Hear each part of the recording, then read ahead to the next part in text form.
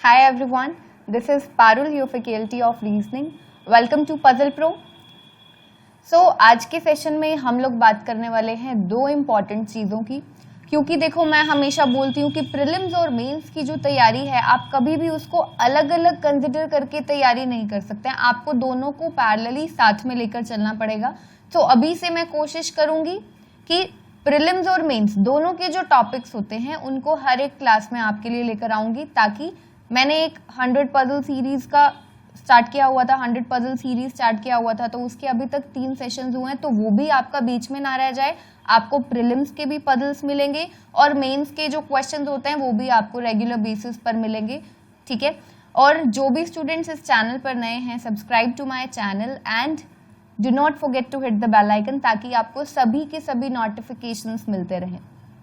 तो चलिए स्टार्ट करते हैं आज के सेशन को। आज हम लोग करने वाले क्रिटिकल रीजनिंग का एक क्वेश्चन करेंगे, बहुत ही इंपॉर्टेंट, आपके मेंस के पेपर में पूछा गया क्वेश्चन है, पीओ मेंस के पेपर में पूछा गया था। वो सेम क्वेश्चन मैं आपको बताऊंगी कि किस तरीके से सोचना होता है, किस तरीके से करना होता है, ताकि आपको वैसे ही हैबिट पड़ जाए कि जब क्वेश्चंस आपके सामने आए तो सोचे ही आप उस तरीके से कि एग्जामिनर ने क्या सोच के वो स्टेटमेंट्स दी हैं या क्या सोच के कैसे किया है, ठीक है। और एक हम लोग करने वाले हैं बॉक्स बेस्ड पजल। तो चलिए स्टार्ट करते हैं आज के सेशन को। This is your very first question. देखो आर्ग्यूमेंट दिया गया है आपको एक यहाँ पर, और यहाँ पर देखो क्वेश्चन में दिया गया है which of the following if true most severely weakens the argument presented above. जो ऊपर आपको आर्ग्यूमेंट दिया गया है विच ऑफ द फॉलोइंग, आपको ये 5 ABCDE 5 सेंटेंसेस दिए गए हैं और आपसे क्या पूछा है कि ये जो 5 सेंटेंसेस में से कौन सा ऐसा एक सेंटेंस है, ठीक है, जो क्या करता है आपके ऊपर दिए गए आर्ग्यूमेंट को वीकन करता है, यानी कि इसके अगेंस्ट में आपको एक इसमें से एक ऐसा पॉइंट ढूंढना है जो इसके अगेंस्ट में जाए, इसको फेवर नहीं करना चाहिए, ठीक है। अगेंस्ट भी होना चाहिए और बिल्कुल प्रॉपर ठीक होना चाहिए, ठीक है। ऐसे क्वेश्चंस में कैसे देखना होता है, अब उसने क्या बोला है, वीकन बोला है। वीकन का मतलब है कि जो ऊपर आर्ग्यूमेंट दिया गया है उसके अगेंस्ट में बात होनी चाहिए, नॉट इन फेवर, और बात भी बिल्कुल सही एकदम प्रॉपर होनी चाहिए, ठीक है। तो अब देखते हैं कि आर्ग्यूमेंट में क्या कहा गया है, उसके बेसिस पर फिर हम आगे क्वेश्चन को सॉल्व करेंगे, ठीक है। तो देखो क्या कहता है, the difficulty with the proposed high speed train line is that a used plane can be bought for 1/3 the price of the train line and the plane which is just as fast can fly anywhere. अब देखो क्या कहता है, कोई high speed train line का कोई plan होगा, ठीक है। बात कर रहे हैं कि उससे रिलेटेड ये जो नया प्लान प्रपोज्ड जो प्लान है उसके साथ प्रॉब्लम क्या है, डिफिकल्टी क्या है। The difficulty with the proposed high speed train line, जो हाई स्पीड ट्रेन लाइन जो भी लॉन्च करना है, जो भी है हमें नहीं पता, हमें बस समझ में आना चाहिए कि वो बात क्या कर रहा है, कि जो हाई स्पीड ट्रेन लाइन का जो भी प्रोजेक्ट है उसके साथ में बता रहे हैं कि प्रॉब्लम क्या है, is that a used plane, एक used plane can be bought, वो खरीदा जा सकता है 1/3 प्राइस में। जो ट्रेन लाइन का जो टोटल प्राइस होगा उसके 1/3 प्राइस में हम लोग एक यूज्ड प्लेन खरीद सकते हैं, और जो प्लेन है and the plane which is just as fast, वो बहुत ज्यादा फास्ट है, कैन फ्लाई एनीवेयर, कहीं पर भी फ्लाई कर सकता है, ठीक है। यानी कि अभी तक हमें क्या समझ में आया है यहां से पढ़कर कि बात दो चीजों की चल रही है, एक है आपकी हाई स्पीड ट्रेन लाइन, इसकी बात हो रही है, और एक है आपकी प्लेन की बात हो रही है, ठीक है। आपकी प्लेन की बात हो रही है, यानी कि एयरवेज की कुछ बात हो रही है। हाई स्पीड ट्रेन लाइन और प्लेन का कंपैरिजन किया जा रहा है, और जो आर्ग्यूमेंट है वो किसके फेवर में है, आर्ग्यूमेंट फेवर में है प्लेन के। अभी फर्स्ट लाइन पढ़ के समझ में आया है, आगे भी पढ़ते हैं, और इसके अगेंस्ट में है, हाई स्पीड ट्रेन लाइन के अगेंस्ट में है। अभी और आगे पढ़ेंगे, ऐसा एक लाइन से अभी तक इतना समझ में आया, आगे और पढ़ते हैं। कहता है the train would be a fixed linear system, जो ट्रेन होगी वो क्या होगी, एक फिक्स्ड लीनियर सिस्टम होगा, ठीक है। And we live in a world that is spreading out in all directions, और हम एक ऐसे वर्ल्ड में रहते हैं जो which is spreading in all the directions and in which consumers choose the free wheel systems, और जहां पर कंज्यूमर्स क्या यूज करते हैं, फ्री व्हील सिस्टम्स, जैसे कि कार्स, बसेस, एयरक्राफ्ट ज्यादा यूज करते हैं, which do not have fixed routes, ठीक है। यहाँ पर भी अभी देखो क्या चल रहा है कि ट्रेन जो है उसका क्या होगा, एक फिक्स्ड लीनियर सिस्टम हो जाएगा, जो ट्रेन होगा उसका एक फिक्स्ड लीनियर सिस्टम हो जाएगा, जबकि हम एक ऐसे वर्ल्ड में रहते हैं विच is spreading in all the directions, और हमको क्या पसंद है, ज्यादातर फ्री व्हील सिस्टम्स को यूज करना पसंद है, ना कि ऐसा फिक्स्ड लीनियर सिस्टम। यानी कि अभी भी वो बात कर रहा है प्लेन के फेवर में बात कर रहा है और इसके अगेंस्ट में बात कर रहा है। तो हमें इस तरीके से अभी समझ में आया। आगे कहता है, और उसने आपको एग्जाम्पल्स दिए कार बसेस के एग्जाम्पल दिए ना, देखो इसने क्या किया, ये ब्रैकेट्स लगाई है, ठीक है, ब्रैकेट लगाया है, दैट मीन्स एग्जाम्पल दे रहा है वो आपको। 10 a sufficient market for the train will not exist, तो वो यही बता रहा है कि ये जो प्लान है ना, थोड़ा सा हाई स्पीड ट्रेन लाइन का जो प्लान है वो सफिशिएंट नहीं, दस सफिशिएंट मार्केट ही नहीं है उसके लिए, ट्रेन के लिए वो एग्जिस्ट नहीं करेगी। A sufficient market for the train will not exist, यानी कि जो आर्ग्यूमेंट दिया गया है उसमें प्लेन के फेवर में बात की गई है और हाई स्पीड ट्रेन लाइन के अगेंस्ट में बात की गई है। अब उसने बोला है क्या कि आपको जो आर्ग्यूमेंट दिया गया है उसको वीकन करना है, यानी कि आपको इसके अगेंस्ट में जो भी दिया गया है उसके अगेंस्ट में कोई ऐसा पॉइंट ढूंढना है। ये जो 5 पॉइंट्स दिए गए हैं उनमें से कोई ऐसा पॉइंट ढूंढना है जो इसके अगेंस्ट में हो, ये पूरे आर्ग्यूमेंट के अगेंस्ट में हो। अब इसका मतलब यानी कि जो कि प्लेन के क्या हो, अगेंस्ट में हो, क्योंकि अब हमको उल्टा देखना है ना, उसने बोला है अगेंस्ट वाला, और इसके फेवर में हो, हाई स्पीड ट्रेन लाइन के फेवर में हो। अब हमको ढूंढना क्या है, मैं वो बता रही हूं आपको, ठीक है। हमको ढूंढना ये है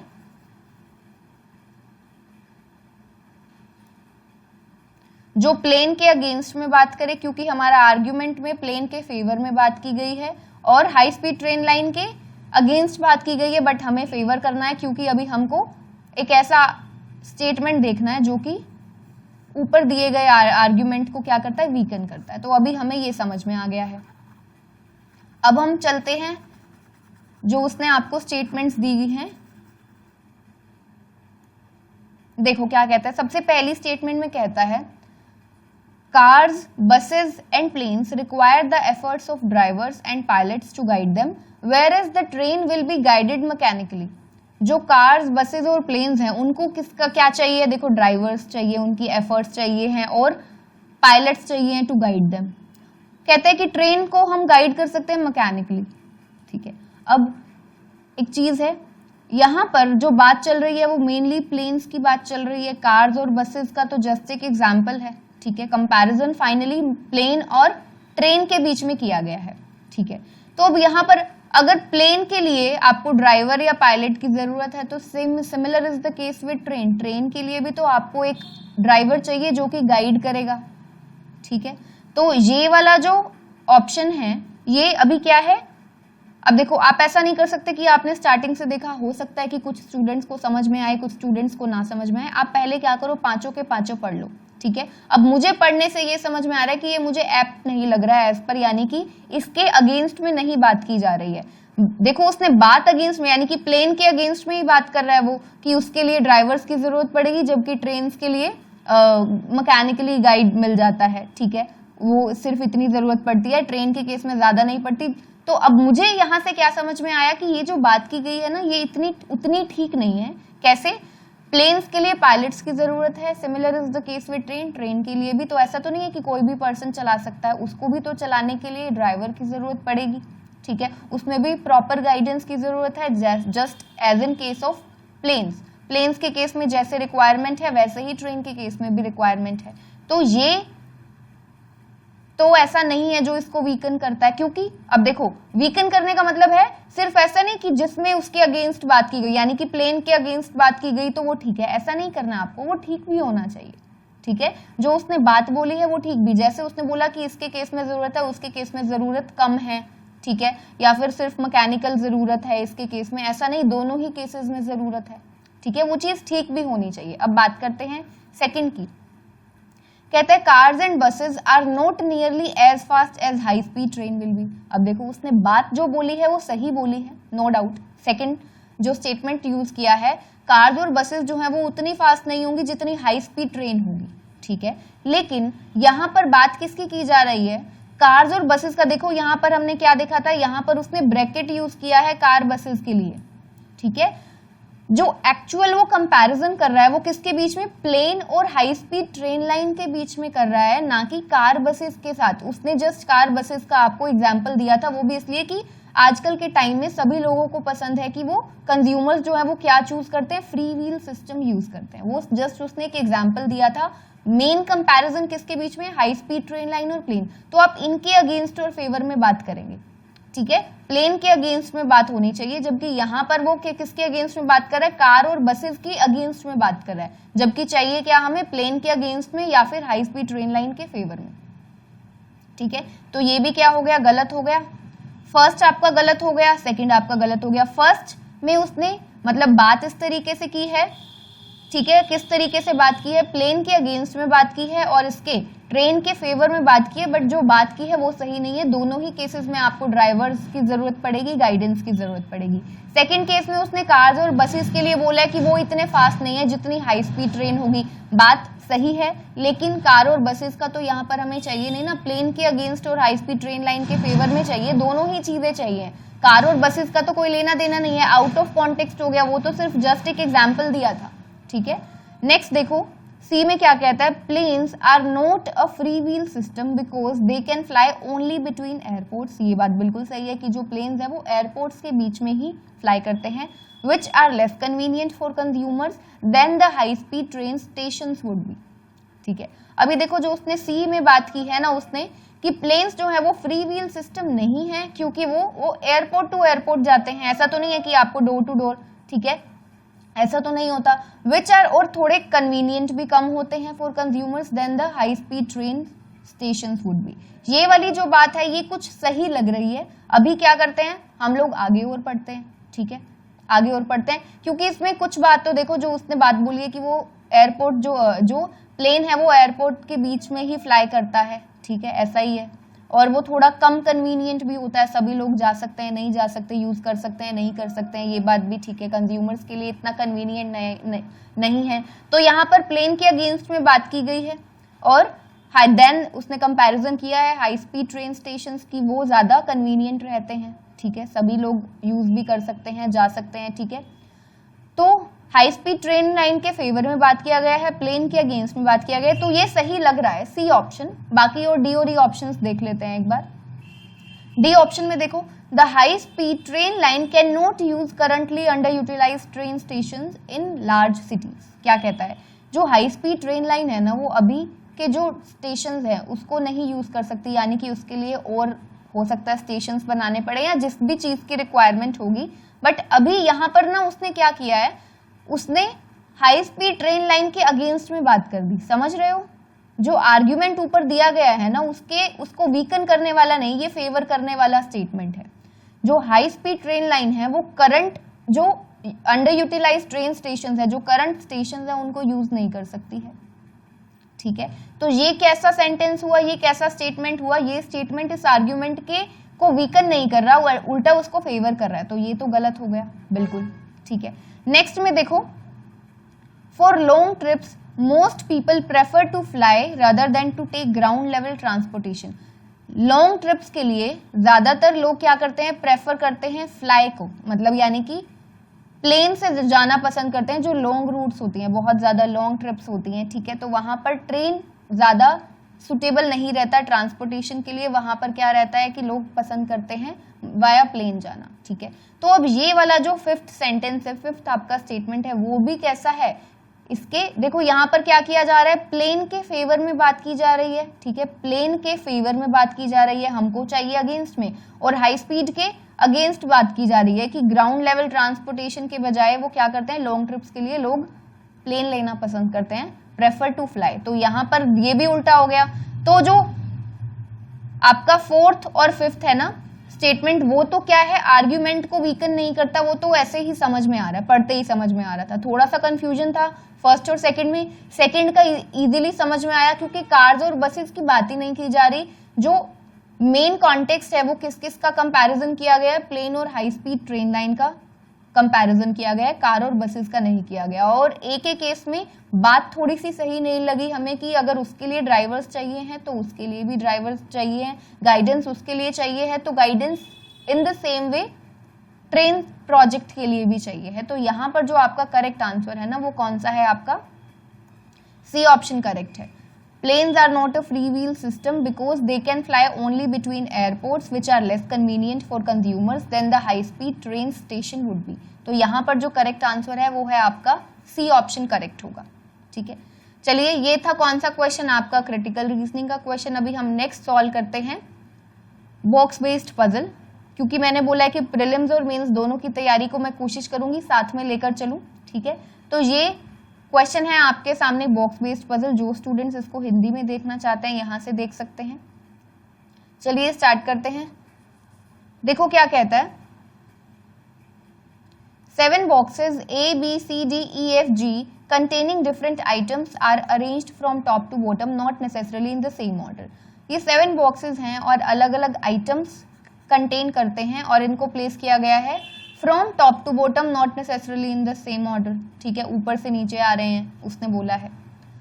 अब क्या कहता है, 3 boxes are placed between idli and rice containing boxes. Idli और राइस containing boxes के बीच में 3 boxes हैं।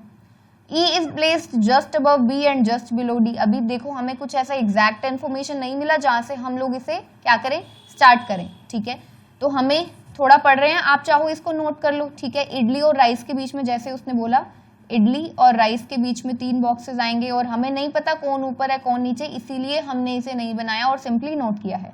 E is placed just above B. E को कहां पर प्लेस किया गया है, E is placed just above B and just below D, और डी के जस्ट नीचे, यानी कि डी ई बी, ये एक ऐसा अरेंजमेंट बनेगा एग्जैक्टली ऐसे, डी के जस्ट नीचे ई, ई के जस्ट नीचे बी आएगा।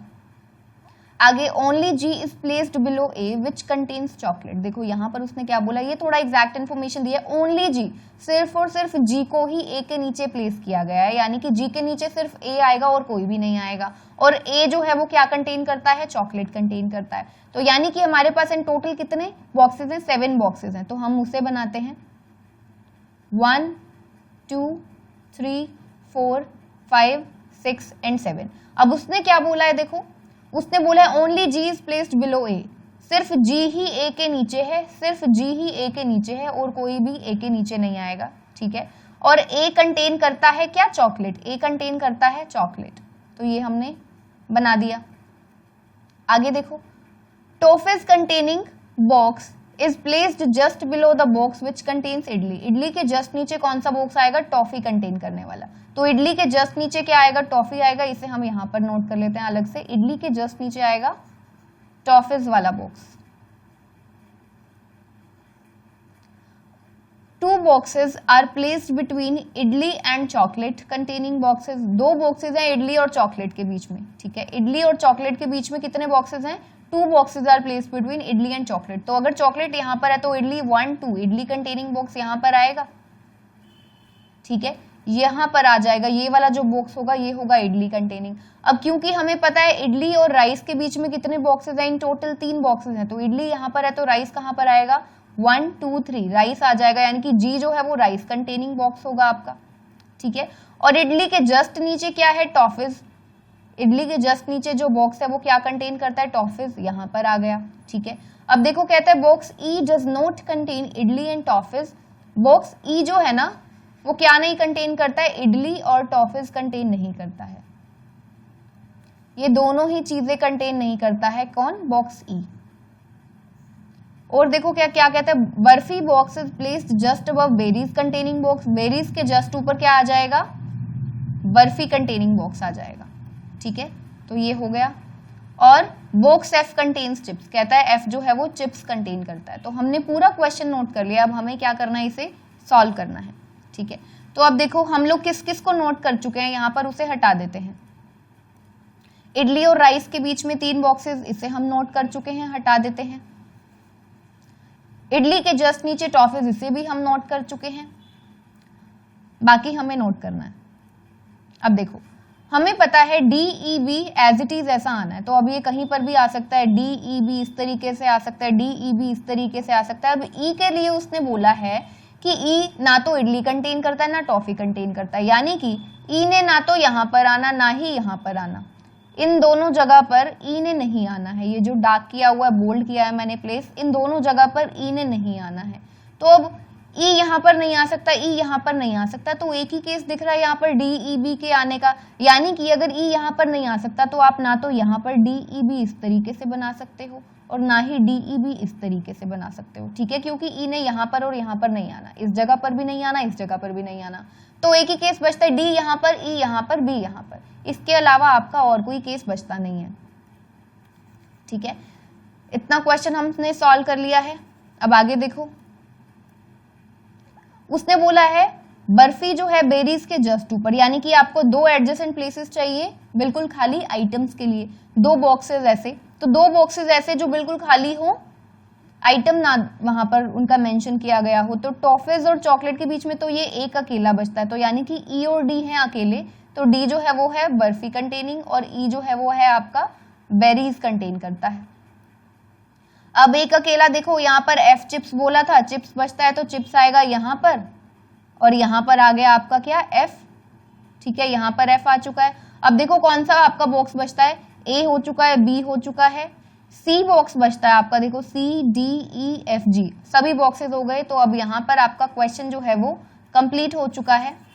अब वो आपसे कोई भी क्वेश्चन पूछे आप इजीली आंसर कर सकते हैं, ठीक है। चलिए कुछ क्वेश्चन ही आंसर करते हैं। कहता है which box contains toffees, toffees कौन सा बॉक्स कंटेन करता है, टॉफीज कंटेन करने वाला बॉक्स कौन सा है, देखो सी बॉक्स है, सी बॉक्स है टॉफीज कंटेन करने वाला,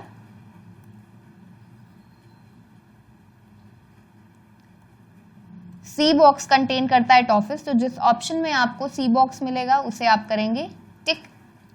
नेक्स्ट क्वेश्चन देखिए, what is the position of the box which contains rice with respect to the box containing toffees, जिस बॉक्स में राइस है उसकी पोजीशन पूछिए किसके रिस्पेक्ट में, उस बॉक्स के जो टॉफीज कंटेन करता है, ठीक है, राइस वाला जो बॉक्स है उसकी पोजीशन बतानी है टॉफीज के रिस्पेक्ट में, ठीक है, राइस की पोजीशन, राइस कहाँ पर है, यहाँ पर, टॉफीज के रिस्पेक्ट में यानी कि इसके रिस्पेक्ट में, ठीक है। तो अब हमें बताना है राइस की position with respect to toffees, हमें दिख रहा है राइस जो है वो टॉफीज के नीचे है, कितना नीचे है, 1 2, इस तरीके से देखो 1 2 3, 3 बॉक्सेस नीचे है राइस वाला बॉक्स टॉफीज के नीचे, टॉफीज वाले बॉक्स से राइस वाले बॉक्स की पोजीशन क्या है, 3 बॉक्सेस बिलो, इसे याद रखना है। अगर वो गैप पूछेगा तो टॉफीज और राइस वाले बॉक्स के बीच में 2 का गैप है, एफ और ए बीच में आएंगे, बट अगर वो किस टर्म में बात करता है, पोजीशन की टर्म्स में बात करता है, तो वो क्या हो जाएंगी, 3 पोजीशंस बिलो, तो इसका जिस ऑप्शन में आपको मिलेगा 3 बॉक्सेस बिलो उसे आप करेंगे टिक। नेक्स्ट देखो, which box contains berries, berries कौन सा बॉक्स कंटेन करता है, बेरीज कौन सा बॉक्स कंटेन करता है,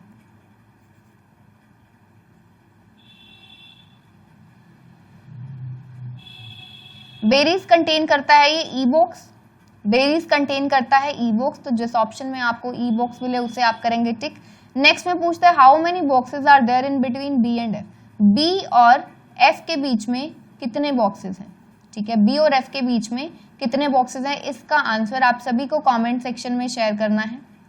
एंड आई रियली होप कि मैं जो सेशंस लेकर आती हूँ, जो क्वेश्चंस लेकर आती हूँ, आपको उससे हेल्प होता होगा। सो चलिए मिलते हैं फिर नेक्स्ट सेशन में, टेक केयर एवरीवन।